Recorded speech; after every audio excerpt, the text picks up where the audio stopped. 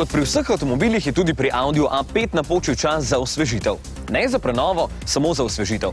Sicer ne vem, zakaj bi bilo sploh potrebno spreminjati obliko, ker je avtomobil za moje pojme še vedno nov in sploh ni izgledal slabo. Ampak je očitno treba slediti ostalim družinskim članom in tako ima tudi A5 zdaj nove dnevne luči, kjer ni več pikic, ampak so lepo povezane v celoto. No, priznam, da tako izgleda veliko bolje. Težko bi točno rekel, kam ta Audi sploh spada.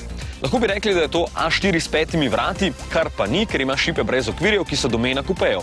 No, kupe pa tudi ni, ker ima preveč vrat. Iz določenega kota izgleda prav hudo s temi velikimi platišči, še najmanj pa se mi dopade od tule, ker ni več tako skladen.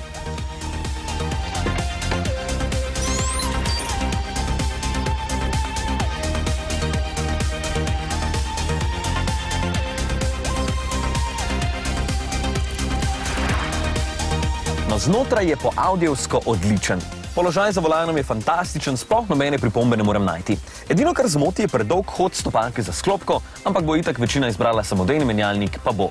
V kabini je občutek utesnjenosti, kar je v tem razredu avtomobilov logično. Plačaš več, da imaš manj prostornosti in praktičnosti, zato pa več občutka športnosti in prefinjenosti. Dvolitrski turbodizelski motor je dobil nekaj dodatnih konj, tako da jih ima zdaj že 177 oziroma 130 kW. Mu kaj manjka? Prav nič. Lepo vleče že iz nizkih vrtljajev, ni preglasen, pa tudi pretirano varčen ne. Sicer je poraba okoli 7 litrov čisto spodobna, vendar bi lahko bilo tudi manj. Med vožnjo se čuti, da so te gume enostavno preširoke in vam bo na slabih delih avtoceste s kolesnicami prav fino vleklo volan. Drugega razburjenja pa v tem Audiju ne boste doživeli. In mogoče bo ravno občutek sterilnosti koga odvrnil. Vsekakor pa so avtomobili s tako malo napakami prav posebni in Audi A5 Sportback vsekakor je.